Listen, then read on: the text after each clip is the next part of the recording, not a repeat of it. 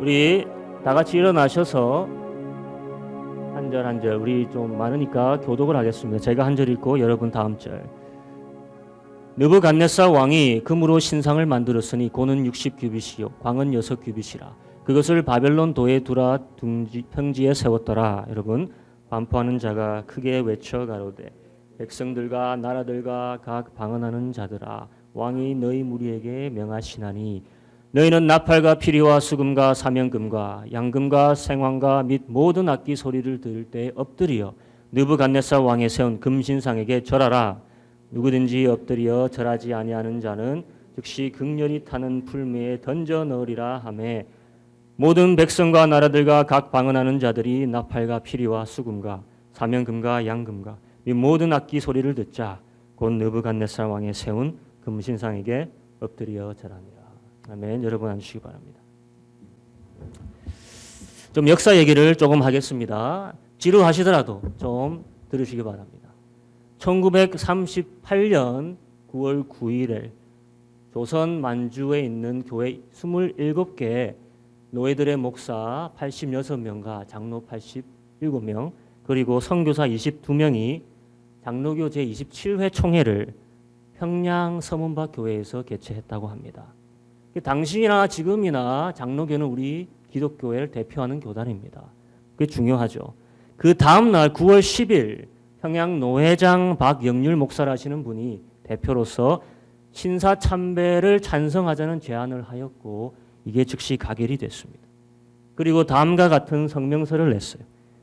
신사는 종교가 아니요 기독교의 교리에 위반되지 않는 본의를 이해하고 신사참배가 애국적 국가의식임을 자각한다. 그러므로 이제 신사참배를 솔선예행하고 나아가 국민정신동원에 참가하여 황국 신민으로서의 적성을 다하기로 기한다. 이 신사참배를 가결한 후에 그날 정오 12시에 부총회장과 노회장 대표들이 평양 신사에 참배하러 가고 돌아와서 오후 2시부터 다시 총회를 이어나갔다라고 역사는 기록하고 있습니다. 이거 사진으로 남아있죠. 조선일보에. 무슨 말을 하고 싶냐, 성도님들. 우리 짧은 기독교 역사, 우리 기독교 역사가 길지 않습니다. 짧은 기독교 역사에 자랑스러운 순간들도 있었지만은 치욕스럽고 신앙의 배교의 역사도 있었습니다. 늘 잘했던 게 아닙니다. 신사참배가 여러분 뭡니까? 일본의 민간 종교라는 신도의 사원인 신사를 곳곳에 세워두고 기독교인을 포함한 모든 한국인들에게 강제로 참배하도록 한 일입니다. 당시 일제는 이것을 정당화하기 위해서 종교로서의 신사와 국가의례로서의 신사를 구분하여서 신사참배는 그저 국가의례일 뿐이다라는 명분을 세워서 사람들을 동원시켰지만 신도의 규정을 보면은 이렇게 되어 있습니다. 일본은 신의 나라이고 최고 신은 아마데라스 오미가미이며 가장 실질적인 신은 천조 대신의 손자 천황이며 국민은 이 천황에게 죽음으로써 충성할 것이며 천황의 조상신들을 모신 신사에 참배치 않는 것은 비국민이다. 국민이 아니다 이 말이죠. 아마데라스 오미가미 들어보셨습니까, 여러분?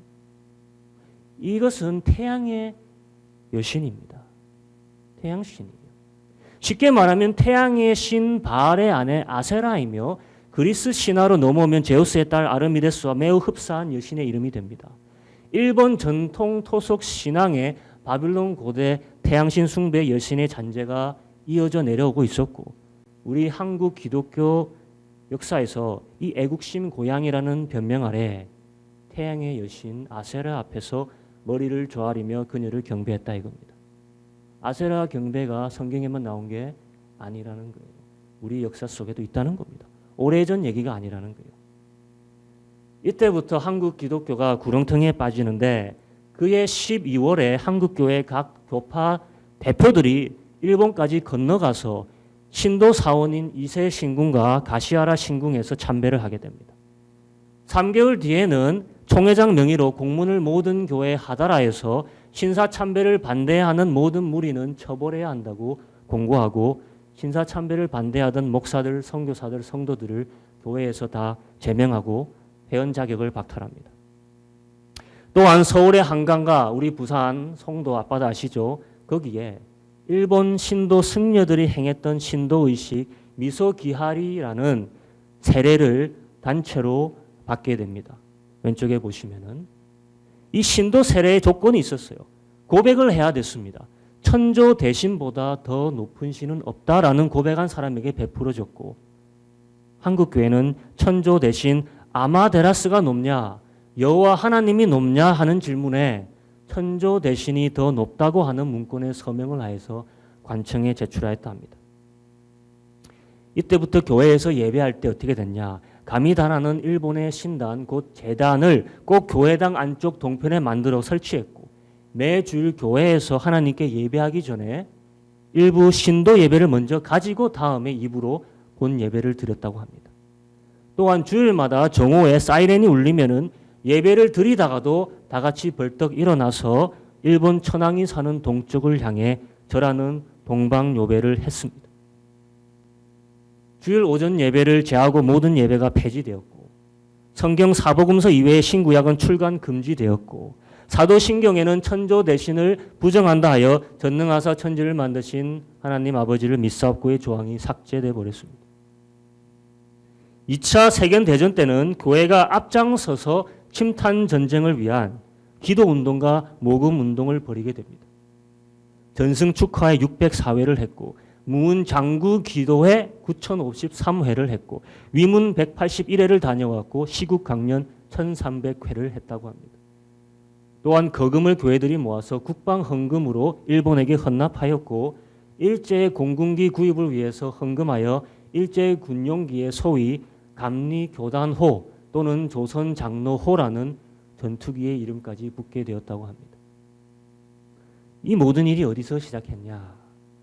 바로 평양에 모였던 기독교 대표들의 모임에서 시작했어요. 여러분, 평양이 어떤 곳입니까? 한반도에 무엇이 시작된 곳이죠? 성령 운동이 시작된 곳이죠. 이스라엘로 따지면은 예루살렘이고, 평양의 교회는 예루살렘으로 따지면 예루살렘의 성전입니다. 그런데 배교가 어디서 시작했다? 바로 평양에서 교회 총회에서 시작했습니다. 여러분, 하나님께서 이 일에 진노하셨을까요? 안 하셨을까요? 모든 국민들이 일제 치하에 강제로 참배를 강요받았다 하지만은 하나님을 섬기는 성도들과 성도들을 이끌어야 되는 지도자들이 어떻게 해야 됐겠습니까? 그런데 다들 반대로 갔다는 거예요. 태양의 여신에게 고개를 숙였어요. 하나님이 진동하셨죠. 해방과 동시에 우리나라가 어떻게 됐습니까? 허리가 잘리지 않습니까? 여러분, 이스라엘의 배교의 가장 첫 심판이 뭐였습니까? 이스라엘의 영적 지도자 솔로몬이 배교하니까 그 다음 어떻게 됩니까? 하나님은 그 나라를 남과 북으로 갈랐습니다. 우리도 마찬가지 해방의 기쁨을 누린 지 얼마 되지도 않았을 때 남북이 갈라지고, 그리고 정확히 신사참배에 결의한 1938년 9월 9일로부터 10년 후 48년 9월 9일에 북한의 김일성 공산정권이 수립됩니다. 그리고 정확히 10년 뒤 58년 9월 9일에는 김일성의 포고령이 떨어져서 북한에 있는 모든 교회들이 말살돼 버립니다. 같은 9월 9일이에요. 그리고 평양 대부흥운동이 있었던 그 장대영 교회 그 자리에 지금은 교회 대신 김일성 우상이 세워져 있습니다. 바로 그 자리예요. 하나님을 버리고 다른 신을 택하면 하나님께서 열왕기상에 분명히 병고하셨습니다. 그 땅이 저주받게 될 것이고, 그리고 성전이라도 내가 버릴 것이고, 그리고 너희들은 너희가 알지 못하는 신에게 내가 내어줄 것이다 했습니다. 물론 끝까지 믿음을 지킨 숭고한 선배들과 교단들도 있습니다. 하지만 한국의 가장 큰 교단과 한국을 대표하는 교회들이 배교를 하고 태양신 앞에 고개를 떨궜다는 거예요. 더 무서운 것은 그것을 정당화를 했다는 겁니다. 이제까지 이 역사를 가르치지도 않았고 제대로 된 회개를 하지도 않았다는 거예요. 80년 넘도록 한국교회는 신사참배에 대한 제대로 된 회개를 하지 않았습니다. 제 말이 아니에요. 교회 역사가들이 하는 말입니다. 지난 2018년이 돼서야 총회에서 회개의 기도를 했습니다. 그리고 70년 2008년에 성명서를 내고 사과 공문을 냈어요. 하지만 아직까지도 신사 참배 결의를 그대로 둔 장로 노예들이 그렇게 많다고 합니다. 우리 같은 신앙인들은 어떻습니까? 성도님들 이거 들어봤습니까? 이 일에 대해서 회개해 본 적이 있습니까? 신앙생활 하면서 이 한국교회가 저지른 이 배교에 대해서 통안해하면서 우리가 눈물을 흘리면서 회개한 적이 있냐 이거예요. 여러분이 없다면 다른 성도들도 없습니다. 근데 왜 우리가 회개해야 합니까? 물어볼 수 있죠. 죄는 뭐 우리 선대들이 행했는데. 근데 그게 아니죠. 여러분 에스더서와 느헤미야를 보면 알게 됩니다. 그들 앞에서 울면서 통회하던 백성들이 자기 죄들 때만 가지고 운 게 아닙니다. 누구의 죄를 놓고 울었습니까? 자기 선대들의 죄를 놓고 울었습니다. 자신들의 죄악도 죄악이지만 앞 세들의 죄악을 놓고 울며 통회하던 모습. 왜입니까?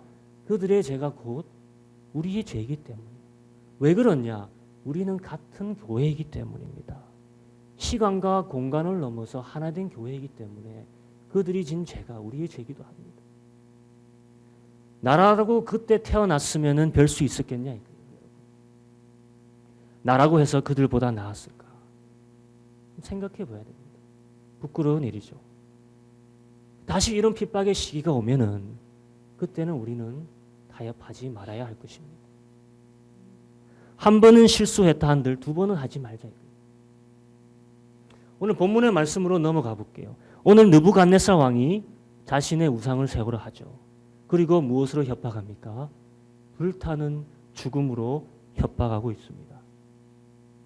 3장 6절 여기 안 나오네요. 3장 6절 누구든지 엎드려 절하지 아니하는 자는 즉시 극렬히 타는 풀무에 던져 넣으리라. 바로 죽이겠다 이 말입니다. 모든 사람이 절하는 그곳에서 여러분이라면 어떻게 하겠느냐 이겁니다. 여러분 우리가 사는 마지막 날에도 반드시 똑같은 일이 또다시 일어날 것이에요. 요한계시록에 모든 민족과 방언들이 나와서 누구 앞에 절해야 하는 일이 생깁니까? 이 미래의 일이에요. 15절 저가 권세를 받아 그 짐승의 우상에게 생기를 주어 그 짐승의 우상으로 말하게 하고 짐승의 우상에게 경배하지 아니하는 자는 다 죽이게 하더라. 느부갓네살이 한 일은 앞으로의 될 일을 보여주시는 겁니다. 적 그리스도가 훗날 똑같이 하게 될 것이에요. 전 세계적으로 하게 될 것이다 이 말입니다. 좀 틀린 점도 있죠. 전에는 우상이 말하지는 못했지만 앞으로 세워질 우상은 어떻다는 겁니까? 말을 할 수 있는 우상이다 이겁니다. 근데 가만히 생각해 보세요. 지금 우리는 당장 말하는 우상의 시대에 살고 있습니다. 삼성이 이번에 미국에서 공개한 네온 프로젝트를 보면은 사람과 그래픽의 경계가 무너졌어요. 삼성이 차고 나가고 있습니다. 누가 컴퓨터이고 누가 사람인지 구분할 수가 없어요. 로봇이든 홀로그램 이미지든 사람처럼 말하는 우상은 이미 우리 곁에 있습니다. 지금. 앞으로 거기에 절하지 않으면 어떻게 된다고 합니까? 잡아서 놓고 죽인다고 하는데 여러분 어떻게 하실 겁니까? 만약 우리 대에 이것이 일어나지 않는다면 언제 일어나겠습니까? 그 다음 세대에 일어날 거예요. 그럼 우리는 다음 세대에 대한 책임을 가지고 있다는 겁니다. 다음 세대가 준비될 수 있도록. 평양 대부흥이 일어나고 나서 30년 만에 신앙이 무너졌습니다. 준비를 하지 못했다는 거예요. 그런 큰 부흥과 성령의 힘을 주실 때는 다가올 암흑기를 버텨갈 힘을 주신 거 아니겠습니까? 그냥 주시는 게 아닐 거예요. 그런 그 힘을 등불 삼아서 연단하고 대비하고 소통하고 교육해야 했는데 교회 부흥에 교세 넓히기에 교회들이 치중했었다 이거예요. 그때. 오늘 사드락 메삭 아벳느고가 왕 앞에 끌려갑니다. 왕이 그들을 보고 처음부터 노발대발하지 않았어요. 14절 15절에 이렇게 얘기합니다. 느부갓네살이 그들에게 물어 가로되 사드락 메삭 아벳느고야 너희가 내 신을 섬기지 아니하며 내가 세운 그 신상에게 절하지 아니하니 짐짓 그리하였느냐. 아주 사근사근 조근조근 말했겠죠. 이제라도 너희가 예비하였다가 언제든지 나팔과 피리와 수금과 사면금과 앙금과 생황과 모든 악기 소리를 듣거든 내가 만든 신상 앞에 엎드려 절하면 좋거니와. 이게 최대한 왕으로서 배려해 주는 말투죠. 무슨 이유로 너희들이 처음에 절하지 아니했는지 모르겠지만은 이제라도 하면은 오케이 내가 괜찮다 봐주겠다 이 말이에요. 언제든지 나팔과 피리와 수금과 사명금과 계속 반복해서 나오죠. 악기 이름들이. 생전 듣도 보도 못한 악기 이름이 나옵니다. 저는 피리밖에 모르겠어요. 나팔이랑. 이게 무슨 말이냐? 세상의 모든 악기를 가지고 연주한다고 생각해 보세요. 세상의 모든 악기를 가지고.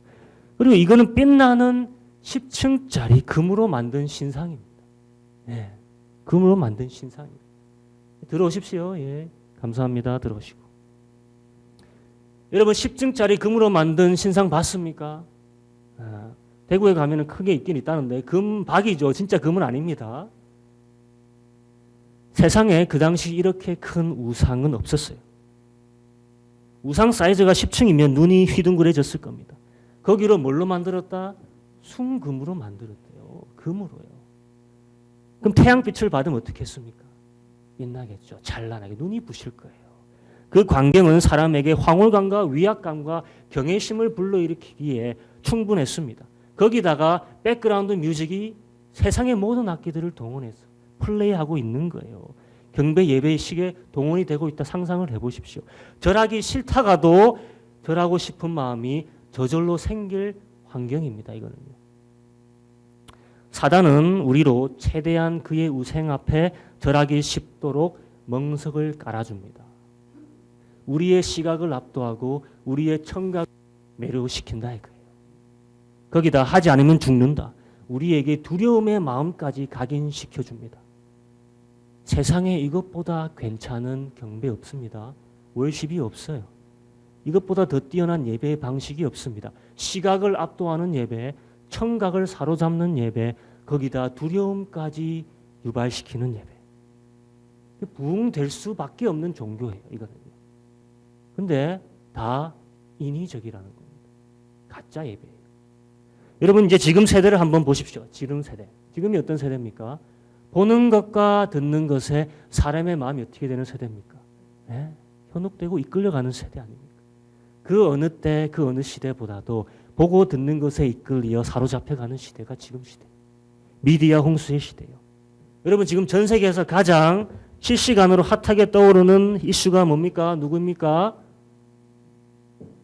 BTS입니다, 여러분. BTS요. 쳐보세요. 네. 며칠 전에 새 앨범 냈습니다. 블랙 스완. 네. 제가 이런 거 더 잘 안 해요. 네. 난리입니다, 난리. 제가 미국에 있을 때 교회 사역 동료였던 미국 친구가 방탄 보러 뉴욕 갔다고 합니다. 이게 4, 5년 전 일이에요. 네. 걔가 거의 청년의 집사급이었어요. 근데 어느 날 주일에 안 보이는 거예요, 얘가. 그게 왜 안 보이지? 멀쩡한데, 멀쩡한 애가 주일 안 올 애가 아닌데. 다음 주에 오더라고요. 그래서 제가 물어봤습니다. 너 어디 갔다 왔냐? 뉴욕에서 방탄, BTS 공연이 있었대요. 온라인 예매 시작하자마자 몇 달 전에 자기가 먼저 가서 온라인에서 접속해서 가장 앞자리, 제일 비싼 티켓을 구해서 갔다는 겁니다. 네. 근데 얘가 몇 살이냐? 그때가 당시 40살이었습니다. 네. 아저씨예요, 아저씨. 그리고 잡이 뭐냐면은 연방 정부의 무슨 비밀 요원이라서 얘기를 안 하는데 항상 사복에 권총을 차고 다니는 무서운 사람이에요. 근데 자기는 옛날부터 방탄이 나올 때부터 방탄 팬이었대. 집에 방탄 브로마이드가 다 붙여져 있습니다. 저는 그때만 해도 방탄이 누군지 몰랐어요. 저는 한국 와서야 유튜브 보고 뉴스들 뜨니까 그제서야 방탄이 BTS구나, 같은 인물이구나, 그때 그거 알았습니다. 그리고 유튜브 좀 보고 그들 뮤직비디오도 좀 보고 하니까 그제서야 이 집사가 왜 그때 갔는지 조금 이해되기 시작했습니다. 네. 그래도 집사인데 콘서트 간다고 주일을 빼먹었어요. 네. 근데 여러분도 보시면 알겠지만은 한번 봐보세요. 매료될 수밖에 없습니다. 네, 누군지는 모르시겠죠. 이제 아시겠네. BTS 하면 방탄이. 근데 그들을 뭐라고 하죠? 우리들이 아이돌이라고 합니다. 아이돌. 아이돌이 무슨 뜻입니까? 돌아가는 뜻이 아닙니다. 아이돌, 돌돌이 이런 뜻 아닙니다. 영어예요. 영어 아이돌. 우상이라는 뜻이에요. 우상. 섬길 수밖에 없는 우상. 나를 매료하는 우상.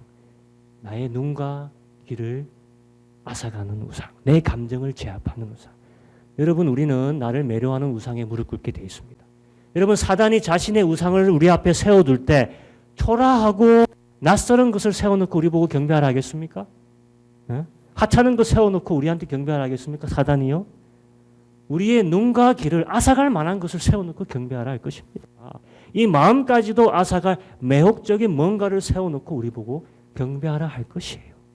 그때 가서 우상 앞에 서서 나는 절하지 않겠습니다. 그게 될까요? 아무 생각 없이 가서 그때 가면은 늦습니다, 여러분. 지금부터 내 눈과 귀와 마음을 훈련해야 된다는 겁니다. 그리고 이것을 다음 세대에 전수해야 된다는 거예요. 오늘 새 친구가 왕에게 나아갑니다. 그때 왕이 이렇게 이야기했어요. 15절을 보면 너희가 만일 절하지 아니하면 어떻게 하겠다? 즉시로 너희를 극렬히 타는 풀무 가운데 던져 넣을 것이니 능히 너희를 내 손에서 건져낼 하나님이 어떤 하나님이겠느냐. 조롱하죠. 교만의 최고봉에 서 있습니다. 처음에 좋게 말하는 듯 했는데 알고 보니까 끝이 뭡니까? 산채로 태워 죽이겠다. 사드락 메삭 아벳느고는 이 사실을 이미 알고 나아갔습니다. 저는 이제 이 장면을 생각하면서 앞으로 있을 우리 신앙인들이 겪어야 될 환난을 생각하니까 좀 눈물이 나더라고요. 왠지 우리가 이런 죽음 앞에 순교할 것을 생각하니 좀 눈물이 나더라고요. 그때 가서 눈물 흘릴 사람 많을 겁니다. 감격에 복받쳐서 울든 남겨두는 사람들에 대한 아쉬움에서 울든 무서워서 우는 사람들도 있을 거예요. 그때 가면요. 근데 오늘 사드락 메삭 아벳느고는 그때 가서 웁니까? 한번 보십시오. 사드락 메삭 아벳느고가 왕에게 대답하여 가로되 느부갓네살이여 우리가 이 일에 대답하여 왕에게 대답할 필요가 없나이다. 대답할 가치가 없습니다. 지금 세계에서 가장 폭군으로 알려진 왕이 느부갓네살 왕입니다. 그가 화가 성격이 불같기로 알린 왕이에요. 근데 지금 뭐라고 합니까? 왕에게 대답할 필요가 없나이다. 옆에 있던 신하들이 오히려 덜덜 떨었을 것 같아요. 저는요. 세상에 이렇게 우리 왕에게 얘기한 사람이 없는데 왜 이 세 명의 대답이 이렇게 간결하고 대담하고 동요되지 않는 모습을 보이고 있냐 이겁니다. 왜 그렇겠습니까, 여러분? 이미 그들은 준비되어 있었기 때문이에요. 그때 가서 눈물 흘린 게 아니에요. 늘 죽을 각오를 하고 있었기 때문이라는 것입니다. 바벨론 왕궁에 사로잡혀왔던 그 어린 시절부터 지금까지 하루하루 죽을 각오를 하고 살고 있는 겁니다.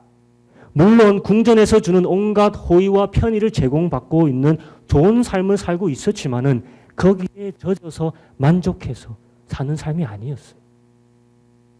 언젠가는 이 모든 것이 뺏기고 지금 내가 누리는 이 모든 것이 앗아갈 것이고 목숨마저 내놓아야 될 갈림길에 서야 될 그 길이 올 것이다. 준비하고 있었다는 겁니다. 이미 마음속에서 몇백 번, 몇천 번 믿음을 지키기 위해 죽는 자신들의 모습을 그들은 보았을 겁니다. 그럼에도 그들은 결론은 죽을 것이다 이거였어요. 마땅히 죽을 것이다. 그러니까 그때 가서 눈물 흘릴 이유가 있습니까? 그렇죠. 이미 그 전에 눈물을 다 흘려놨기 때문에 이미 오래전에 결론이 난 얘기이기 때문입니다. 평소에 자신의 삶을 선교사, 순교자의 삶으로 드린 삶이 이렇게 죽음 앞에 갈 때 당당할 수 있는 거예요. 그때 가서는 늦는다 이 말입니다. 거기서 끝이 아닙니다. 더 중요한 말을 하게 됩니다. 만일 그럴 것이면 왕이여 우리가 섬기는 우리 하나님이 우리를 극렬히 타는 풀무 가운데서 능히 건져내시겠고 왕의 손에서도 건져내시리이다. 자, 이 말은 누구를 은근히 폄훼하는 말입니까? 왕을 깎는 말이에요. 죽음 앞에서 왕을 높여도 모자를 파네, 왕에게 아부해도 모자를 파네, 왕의 체면을 공개적으로 깎고 있습니다. 왕이 금신상을 세운 목적이 뭐였습니까? 자신을 어떻게 하기 위해서? 높이기 위해서 이 모든 일을 했잖아요. 그런데 오늘 이 세 친구는 그 신상 앞에 절하지 않을 뿐더러 왕 앞에서 왕을 깎아내리고 있습니다. 누구에 비교하고 있습니까? 여호와 하나님 앞에 비교하고 있죠. 누가 더 높다는 겁니까? 여호와 하나님이. 우리 선조들이 여기서 실수했죠. 우리가 섬기는 우리 하나님이 우리를 능히 왕의 손에서 건지실지라. 우리 선배들이 이 믿음 고백을 하지 못했습니다. 누구의 하나님이죠? 우리의 하나님. 또 우리가 섬기는 우리의 하나님이 누구를 건지시리라? 우리를 건지시리라. 왜 이렇게 우리를 많이 강조할까요? 여기서 우리는 우리가 누구인지 깨달아야 됩니다. 이게 포인트예요. 사드락, 메삭, 아벳느고는 이 세 명은 우리이고 이 우리가 바로 교회라는 겁니다. 교회. 우리가 교회예요. 우상에 점령당한 세대에서 홀로 당당하게 서고 있는 하나님의 교회가 바로 이 세 명입니다. 지금 이 세 명의 친구가 지상에 있는 모든 하나님의 교회를 이 순간 대표하고 있는 것이 세상의 가장 강력한 권력자 앞에서 여전히 무릎 꿇지 않고 진리로 맞서고 있는 하나님의 교회의 모습을 보여주고 있습니다. 진리의 교회는 핍박 가운데 어떻게 합니까? 당당히 서는 겁니다. 셋이 떨어집니까? 하나 우리가 됩니다. 떨어질 수 없는 하나. 이게 교회이죠. 예수의 신앙의 고백 앞에 떨어질 수 없는 하나. 이들이 마지막 고백을 왕 앞에서 합니다. 18절. 어떻게? 그리 아니하실지라도 왕이여 우리가 왕의 신들을 섬기지 아니하고 왕이 세우신 근신상에게 절하지도 아니할 줄을 아옵소서. 그리 아니하실지라도 우리가 이 교회는 왕의 신들을 섬기지 아니하고 그 금신상에게 절하지도 아니할 줄을 아소서. 아시면 좀 감사하겠습니다. 이렇게 얘기했습니까? 아니죠. 아시면 좀 이해 좀 아니죠. 아소서예요. 아소서. 딱 부러집니다. 죽음 앞에서도 절개에 있는 흰옷 입은 예수의 신부된 교회의 모습을 보이고 있는 거예요. 절개의 신부의 모습을. 느부갓네살이 어떻게 됐을까? 이 말을 듣고. 아이고 대단하네. 너희들 용감함을 내가 상 주노라 했겠습니까? 그의 리액션을 좀 봅니다. 느부갓네살이 분이 가득하여서 낯빛을 변하고 그 풀물의 평일보다 몇 배 더? 7배 더 뜨겁게 하라. 낯빛을 변화했다는 말은 얼굴이 일그러졌다는 말이에요. 얼굴이 일그러졌다는 말이에요. 안 그래도 인상 파였을 것 같은데 얼굴이 더 일그러졌다는 겁니다. 그리고 그 풀물을 어떻게 하라 했습니까? 7배 더 뜨겁게 하라. 여러분 어차피 7배 더 뜨거우나 그냥 뜨거우나 들어가면 어떻게 됩니까? 죽는 건 마찬가지예요. 네. 그럼 왜 7배도 굳이 이상한 논리를 펼치고 있는 것 같죠? 느부갓네살이. 이렇게 해서 자기 화를 못 푸냐? 이상하네. 근데 그게 아니에요. 사드락, 메삭, 아벳느고가 한 말이 있습니다. 뭐라 했습니까? 우리의 하나님이 우리를 왕의 손에서 능히 건져내시고 그럼 보통 온도로 하면은 건져낼 수도 있을까 봐. 내가 펄펄 끓는 마그마처럼 온도를 높여버리면은 네 신이 감당할 수 있는 한번 보자. 이 논리겠죠. 오기예요, 오기. 하나님과 내가 한번 겨뤄보겠다 이겁니다. 그래서 이들을 갖다 쳐넣으라 합니다. 그런데 워낙 뜨겁다 보니까 잡아 넣으러 간 왕의 용사들이 집어넣고 나오는 길에 근처에서 홀라당 불타 죽습니다. 22절, 23절에 이렇게 얘기하고 있습니다. 왕의 명령이 엄하고 풀무가 심히 뜨거우므로 불꽃이 사드락과 메삭과 아벳느고를 붙든 사람을 태워 죽였고 이 세 사람 사드락과 메삭과 아벳느고는 결박된 채 극렬히 타는 풀무 가운데 떨어졌더라. 느부갓네살 왕은 자신의 하수인들을 시켜 세 명을 풀무병에 던져 넣으라 했습니다. 그런데 누구는 죽고 누구는 살게 됩니까? 죽이려는 자들은 불에 타서 죽게 되고 불에 던져진 자는 오히려 사는 거예요. 7배나 강력하게 타는 화로의 불. 이게 뭘 상징하는 거겠습니까, 여러분? 이건 단순히 우리 신자들이 앞으로 받을 환난과 핍박을 상징하는 것 이상입니다. 7배나 강력하게 타는 화염의 화로는 모든 인생이 던져질 지옥불이라고 생각하면 됩니다. 모든 우상 숭배자들이 결국 자기가 들어가서 자기가 타 죽을 곳이에요. 느부갓네살 자신도 이 불을 붙였지만 결국에는 자기가 이 불에 들어가야 됩니다. 이 불의 화력을 당해낼 육체가 있습니까? 없어요. 그런데 오늘 사드락 메삭 아벳느고는 불 가운데서 당당히 걸어 나오게 됩니다. 24절을 보면은 이렇게 얘기하고 있습니다. 때에 느부갓네살 왕이 놀라 급히 일어나서 모사들에게 물어 가로되 우리가 결박하여 불 가운데 던진 자는 세 사람이 아니었느냐. 그들이 왕에게 대답하되 가로되 왕이 올소이다. 왕이 또 말하여 가로되 내가 보니 결박되지 아니한 네 사람이 불 가운데 다니는데 상하지도 아니하였고 그 넷째의 모양은 신들의 아들과 같도다. 도대체 그들에게 어떤 능력이 있길래 머리카락 하나, 옷 하나 타지 않았냐 이 말이에요. 그들에게 능력이 있는 게 아니겠죠. 누가 함께 계셨다는 겁니까? 여기서는 신의 아들이라고 하죠. 신의 아들.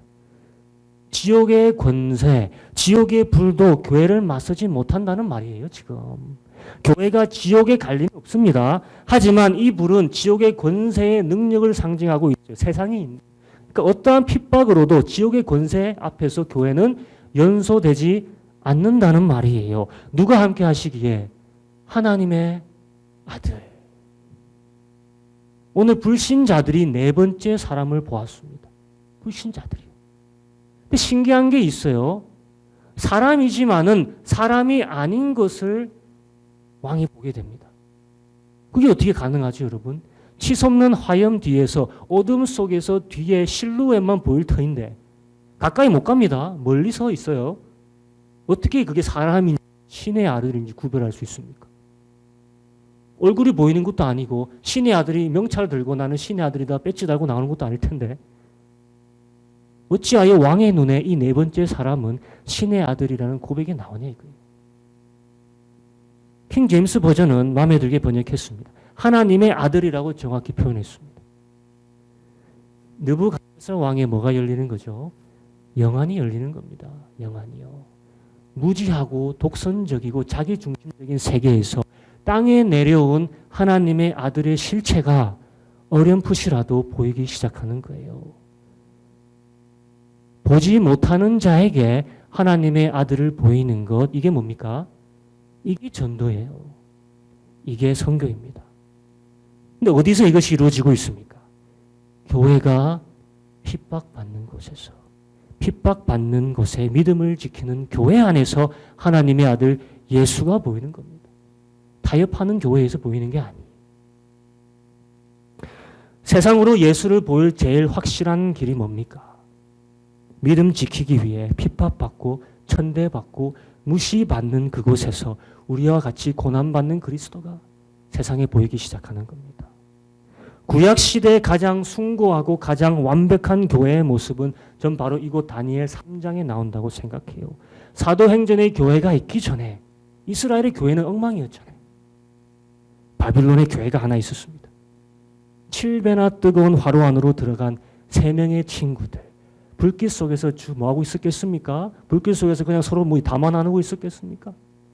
불길 속에서 주를 찬양하고 기도하고 있었던 그 공동체에서 온전한 교회의 모습, 우리가 만들어 가야 할 교회의 모습을 보여주고 있는 겁니다.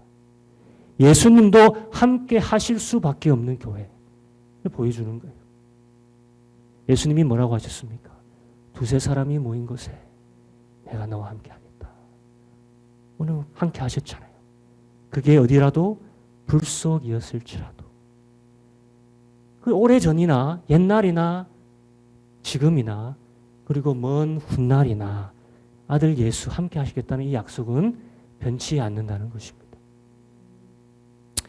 계시록 7장 9절에 우리의 미래의 모습을 보여주고 있습니다. 모든 민족과 백성이 오늘 바빌론의 이야기처럼 다시 모이게 됩니다. 그때 모든 우상이 사라지고 이제 한 분만 남게 되는 모습을 계시록에서 보여줍니다. 7장 9절의 모습이 이렇습니다. 이일 후에 내가 보니 각 나라와 족속과 백성과 방언에서 아무라도 능히 설 수 없는 큰 무리가 흰 옷을 입고 손에 종려 가지를 들고 보좌 앞과 어린 양 앞에 서서 누가 우리 앞에 서 있다 합니까? 우리가 누구 앞에 섭니까? 금신상입니까? 이제는 어린 양입니다. 어린 양. 어린 양이 어떻습니까? 우리를 크기와 빛나는 금과 현란한 소리와 시각으로 압도하는 세상의 신들 같지 않죠. 우상이 아니라 조그마한 어린 양. 어린 양을 보면 어떻습니까? 그냥 내가 안타까워. 어린 양을 보면. 어린 양 픽처를 보세요. 안쓰럽고 약해 보이고 순진하고. 그 어린 양 앞에 모든 백성과 방언과 나라가 서게 될 것입니다. 뭐 하기 위해서? 그분만 이제 경배하기 위해서. 우상은 이제 다 없어질 거예요.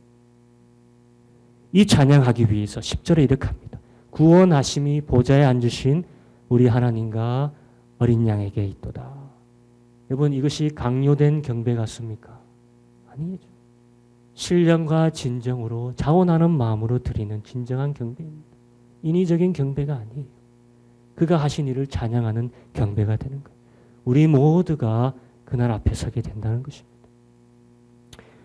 이제 기도하기 원합니다. 여러분과 나누기 원합니다. 뭘 해야 되느냐?